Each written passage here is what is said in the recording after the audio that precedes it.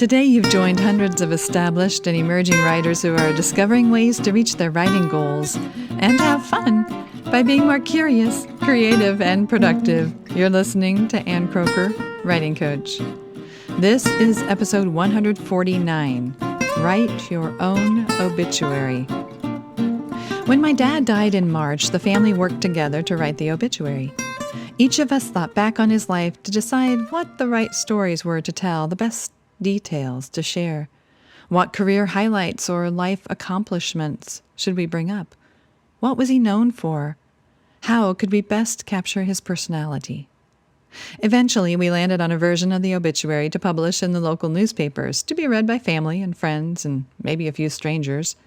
People who didn't know him got a glimpse of who he was. People who did know him wrote us lovely notes along the lines of, "Yes, that is the man I remember," or "I didn't know that about him." For the funeral service, my brother wrote a eulogy.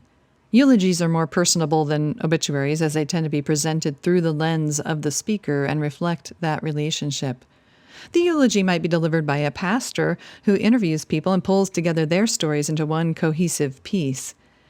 Thinking back on a person and trying to summarize a life, that's quite an undertaking. Sobering, too, for the person doing the thinking, writing, and summarizing.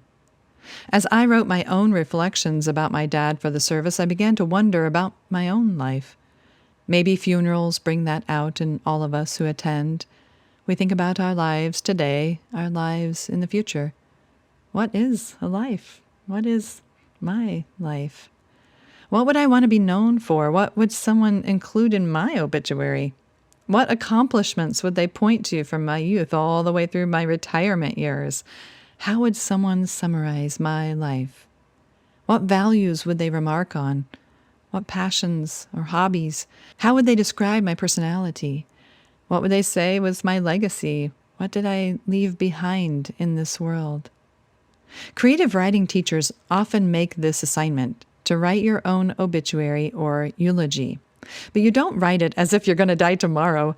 Don't worry at all about when or how you might die. That's not part of this reflection. Instead, focus on how you will live. Project yourself into the future and try to imagine how you will have lived. Just talking about it creates verb tense challenges.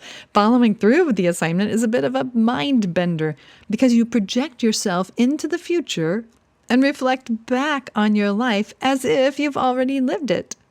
What life do you want to have lived? By writing your own obituary, you figure out the life you've lived thus far and the life you want to live from this point forward. It's a useful exercise for creative writing and for life. Viktor Frankl offered a daily exercise that Donald Miller summarized in a blog post. Frankl taught his patients to treat each day as though they were living it a second time, only this time around to not make the same mistakes. It's a mind trick. Miller points out it calls us to evaluate the decisions we will make that day before we make them and, as such, avoid regret. In other words, you live the day the way you intended to live it. In a similar way, we can expand Frankl's mind trick and look ahead at our entire life as though we are living it a second time, avoiding mistakes and making choices and decisions so that when we get to the end, we lived the life we intended to live. This is not an exercise in playing out the future based on where we are at this moment, playing out, for example, a depressing path, assuming nothing changes. Don't play out worst-case scenarios. This is an opportunity to form the life we want to live, dreaming of possibilities if we continue good habits or change bad ones and start living differently today. In doing so, we may avoid regret and build a life portfolio of sorts, so that someone can look back at this life we lived and built and highlight something we hope is worth highlighting. We can help people in this world in the way we wanted to help. We can write what we wanted to write, and we'll have that to leave behind, part of a legacy. Then we move forward into the obituary we wrote. After many years of a long, long life, we will end well. What do you really want out of life? What would it take to get to that life so that at the end you have indeed fulfilled the vision you had when you generated it as a younger person?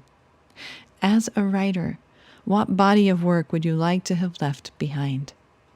Something about this exercise will push you to think about what you really want and recognize how critical it is to start living toward that every moment of every day.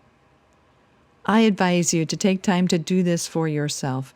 You could write it on your next birthday, you could write it on January 1st of this coming year, or you could write it today. In fact, I'm just going to say it. Do it today. Write your obituary or your eulogy.